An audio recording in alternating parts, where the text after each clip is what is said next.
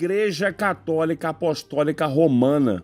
Quem só escuta falar sobre ela não tem ideia do tamanho do sacrifício, da quantidade de sangue e de lágrimas derramadas para que essa instituição hoje estivesse de pé e resistisse nesses 2000 anos de história a todos os ataques possíveis e imagináveis. Mas isso é totalmente aceitável, pois quem poderia supor que alguns homens humildes, muitos analfabetos e simples pescadores edificariam uma igreja? Igreja essa que nasceria dentro do Império Romano e, posteriormente, conquistaria esse mesmo império e o mundo. Império esse que era o maior da antiguidade e um dos maiores de todos os tempos. Mas como exatamente essa história começa? Essa história começa nas margens do Mar da Galileia, onde Jesus Cristo, o Deus que se fez homem, escolheu aqueles que deveriam levar a salvação para todos os povos por meio da sua igreja. Igreja que tem em seu maior símbolo a cruz, o símbolo daquela que parecia ter sido a sua primeira derrota, mas que foi a sua maior e permanente vitória.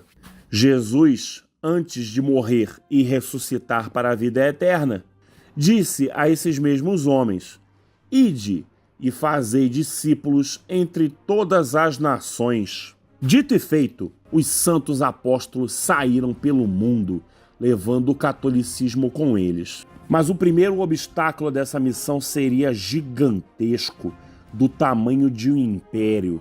Império esse que, desde os tempos de Nero, seria hostil ao catolicismo e à sua missão. E no tratamento a esses enviados de Deus não seria diferente. A grande maioria deles foi martirizada das formas mais cruéis e brutais possíveis. André, Mateus, Tomé e Simão. Somente João teve um fim de vida em paz e morreu de forma natural. Todos os demais foram brutalmente martirizados. Mas um em especial merece a nossa atenção: Pedro, que se negou a ser crucificado como seu Senhor e pediu que seu corpo fosse pregado de cabeça para baixo, sendo assim atendido e morto no local em que hoje seria a colina do Vaticano em Roma. Vaticano esse que sempre seria governado pelos seus sucessores, os papas. E assim a igreja cresceu e prosperou. Prosperou pelas mãos de Santo Inácio e, edificando os fiéis, estavam São Clemente e São Policarpo, além do próprio Santo Inácio, que escreveram o que ouviram da boca dos apóstolos, passando assim adiante o Evangelho de Cristo, além, é claro, de defenderem a igreja dos ataques dos pagãos. Mas a mão pesada do Império Romano desceria com toda a força sobre o catolicismo primitivo. Nero, Trajano, Adriano, Marco Aurélio e Maximiliano o Trácio. Todos entregaram uma brutal perseguição aos cristãos, uma mais violenta do que a outra. Torturas incessantes, entregues a animais selvagens ou crucificados em vias públicas. Tudo que estava ao alcance dos sádicos imperadores foi usado para destruir a Igreja de Cristo. Durante gerações, homens, mulheres, idosos e crianças, uma multidão incontável de santos, muitos anônimos e que só Deus sabe seus nomes, derramou seu sangue por Cristo. Mas graças a esse mesmo Deus, muitos também foram conhecidos e são lembrados até hoje. Irineu, Lourenço, o santo que debochou dos seus carrascos, Bárbara, que teve um dos destinos mais brutais entre todos os martirizados, Perpétua e Felicidade, Ágata e o pequeno Tarcísio, padroeiro dos coroinhas. Mas outros, muitos outros ainda viriam no que seria a última e pior perseguição de todas, a de Diocleciano. Sebastião, Inês, Cipriano, Cristóvão. E depois de tanto sofrimento, eles venceram. Com a cruz à sua frente, eles venceram e tudo mudou. Mas por que tudo mudou? Mudou, pois o Deus que nunca dorme, cansado de tanta violência, envia ao imperador pagão um sinal do céu. Um sinal que conduz esse mesmo imperador, Constantino, à vitória. E que sinal era esse? O Cristograma. As duas primeiras letras de Cristo em grego, Chi-Rho. Além disso, uma voz disse a ele, em Hoc signo vintes, que significa, com este sinal vencerás. Então, a partir disso, como Deus dá a vitória a Constantino, ele nos dá a liberdade de religião.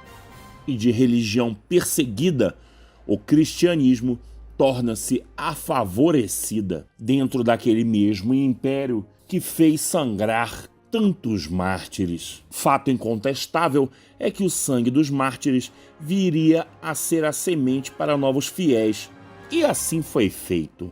No começo, religião de gente humilde e escondida nas catacumbas, contra tudo e contra todos, a igreja cresceu. Mas, quanto mais ela crescia, mais era agredida, e quanto mais era agredida, mais ela se expandia. Uma vez derrotado o grande império, o próximo desafio demandaria outro tipo de coragem, a coragem intelectual.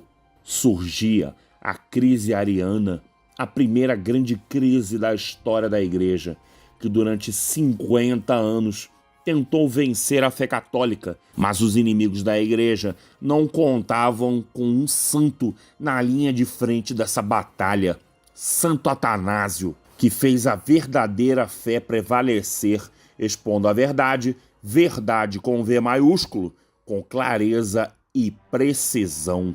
Mas o império, que durante 250 anos tentou destruir a igreja, desmorona, levando com ele um mundo antigo. E nesse momento, a igreja assume o protagonismo que antes era dos romanos.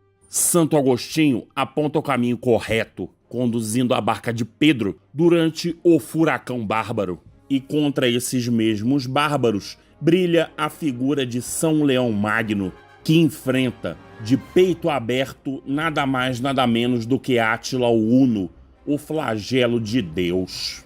E após a igreja se lançar, cheia de coragem, para converter esses mesmos bárbaros, ocorre o batismo de Clovis, rei dos francos, nascendo assim a filha mais velha da igreja, a França. Mas não para por aí. A Irlanda é convertida por São Patrício. Santo Isidoro dobra os visigodos e Santo Agostinho da Cantuária converte a Inglaterra. Mas evidentemente que esse pedaço da história da igreja tão bonito e tão corajoso não terminaria sem a maior das coragens, o martírio, que ocorre quando São Bonifácio penetra as densas florestas da Alemanha, convertendo milhares e, por fim, derramando seu sangue por Cristo. Mas, evidentemente, não podemos nos esquecer que o mundo ainda era extremamente hostil, extremamente bárbaro, e a cultura que esse mesmo mundo precisava para se estabilizar nasceu dos milhares de mosteiros erguidos por São Bento. Só que o mundo cristão seria sacudido mais uma vez, e metade dele submergiu a uma nova ameaça, os sarracenos. Mas agora foi a vez da Espanha barrar o avanço do inimigo, enquanto na França, Carlos Martel salvava o mundo na Batalha de Poitiers. Já no 8º século, Carlos Magno é coroado imperador pelo Papa São Leão III, e apesar de ter edificado um glorioso reinado, após a sua morte, a Europa cristã e a própria igreja mergulham em uma crise que parecia não ter fim, Só que a salvação viria de um mosteiro do sudoeste francês, e assim os monges de Cluny renovam a vida religiosa. Dessa forma, uma sociedade antes violenta e bárbara era aos poucos modificada, estruturada e moldada à sombra da cruz. Nascia assim a cristandade, civilização cristã que durou dos séculos XI ao XIV, uma época em que as nações eram guiadas pelo espírito do Evangelho. Época de São Domingos, de São Francisco de Assis, uma época de grandes reis, mas não só de grandes reis, mas de grandes reis santos, como São Luís da França, Fernando de Castela na Espanha e Santo Henrique na Alemanha. Época também do monge considerado o homem mais poderoso do século XII, São Bernardo de Claraval, e de Inocêncio III, o papa mais poderoso de todos os tempos. Época também das catedrais e das faculdades. Paris, Bolonha, Cambridge, todas produtos dos homens que tinham os seus pés fincados na terra, mas os olhos voltados para o céu. Não nos esqueçamos de outro tipo de monumento, o monumento intelectual. Nesse campo, brilha a estrela de São Tomás de Aquino, primeiro homem a unir fé e racionalidade, e que, inclusive, através das suas 5 vias, provou que Deus existe. Mas a barca de Pedro nunca navega em mares tranquilos, e o século XV traria uma terrível crise que só seria solucionada por um santo improvável. Improvável, pois nada na sua vida indicava o que ele viria a construir, Santo Inácio de Loyola, que com os seus jesuítas recupera o que fora perdido. Além de São João da Cruz e José de Anchieta, que foi um dos fundadores da cidade de São Paulo e da cidade do Rio de Janeiro, sendo o primeiro dramaturgo, o primeiro gramático e o primeiro poeta nascido nas Ilhas Canárias, sendo também o autor da primeira gramática da língua tupi e um dos primeiros autores da literatura brasileira. Já na Itália, São Felipe Neri não nos deixava esquecer o que era ser cristão, enquanto na Suíça, São Francisco de Sales e na Alemanha, São Pedro Canísio recuperavam as ovelhas desgarradas. Voltando à França, São Vicente de Paula renovaria a igreja. E no Oriente, São Francisco Xavier convertia mais pessoas ao cristianismo do que qualquer outro missionário desde São Paulo. Após um glorioso século XVII, chega a Era das Revoluções. O ódio ao catolicismo nessa época pode ser exemplificado na violação da Basílica de Saint-Denis e na frase de Jean Meslier, atribuída erroneamente a Voltaire. O ódio parecia engolir a obra de Cristo, mas Deus, como em todos os outros períodos da história, nunca abandona a igreja, nos dando São Luís de Montfort, Santa Verônica e Santo Afonso de Ligório, além de Santa Margarida Maria Lacoque. Mas enquanto o mundo se secularizava, mais homens de coragem Deus enviava à sua igreja. Gregório XVI, Pio IX, São Pio X, Leão XIII, autor das mais importantes encíclicas de todos os tempos, incluindo a primeira lei trabalhista do mundo, a Rerum Novarum. Também nesse período, a igreja perdia os estados pontifícios para a Revolução, se expandia até as distantes ilhas do Pacífico e o poderoso reino católico do Congo se desfazia. Mas o século XIX ainda nos traria muitas alegrias através de São João Bosco e seus salesianos e de São João Maria Vianney, o maior confessor da história. E escondida em um Carmelo no norte da França, a glória e a humildade de Santa Teresinha brilhavam sobre o mundo moderno. Além disso, Lourdes e em Fátima, os corações agitados dos católicos seriam acalmados. Entramos definitivamente no século XX, um século onde o modernismo, já plenamente combatido pela Igreja, e as perseguições aos católicos e cristãos ganhariam força. Foi o século das grandes guerras, sendo que na segunda brilha a figura de Pio XII. E em um dos momentos mais críticos da história da humanidade, a Igreja salvou, resgatou e diminuiu o sofrimento de milhares de pessoas. É o século também do controverso Concílio Vaticano II, do avanço da secularização na Europa, mas também de uma África católica pujante, sendo também o século de santos, como Padre Pio, o único padre até hoje a ter as chagas de Cristo. Além dele, podemos destacar São José Maria Escrivá, o fundador da Opus Dei. Mas voltando a falar de papas, podemos citar o Papa Bom, São João XXIII, e um certo Papa polonês, Karol Wojtyła, que ajudou o mundo a se libertar das garras do comunismo. Logo após João Paulo II, tivemos o maior teólogo do século XX, Joseph Ratzinger. E depois dele, pela primeira vez, tivemos um Papa latino-americano, o Papa Francisco.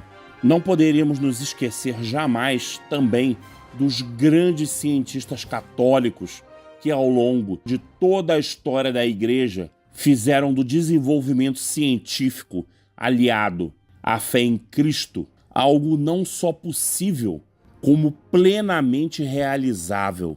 Podemos citar o frade agostiniano Gregor Mendel, biólogo, botânico e que desenvolveu as bases da genética moderna. Além do astrônomo e matemático Nicolau Copérnico, podemos citar também o bispo Nicolaus Steno, pioneiro nos campos da anatomia e da geologia. Além do jesuíta, matemático, físico e inventor alemão, pioneiro nas ciências naturais, Athanasius Kircher. Não podemos nos esquecer também dos monges que aproveitaram terras incultas e desabitadas, como, por exemplo, 1/5 de todo o território da Inglaterra, cobertas de florestas e cercadas de pântanos, trabalhando nessas mesmas terras com imensa determinação, transformando locais que eram fontes de doenças e imundícies em férteis terras cultivadas. Além do que, foram esses mesmos monges que tornaram a nossa vida mais leve e mais saborosa, já que é deles a criação da cerveja. No campo do direito, a atacada Inquisição não só criou o direito internacional, como foi um verdadeiro tribunal da misericórdia. Mas se a gente fosse continuar com cada feito da Igreja, esse vídeo nunca ia terminar. E a gente precisa terminar por aqui essa narrativa, mas jamais a história da Igreja, que só se encerrará com o fim do mundo, com o fim dos tempos, pois essa foi a promessa de Cristo. E apesar de todas as dificuldades, apesar de todas as turbulências, é na promessa dele que a gente deve crer. As portas do inferno jamais prevalecerão.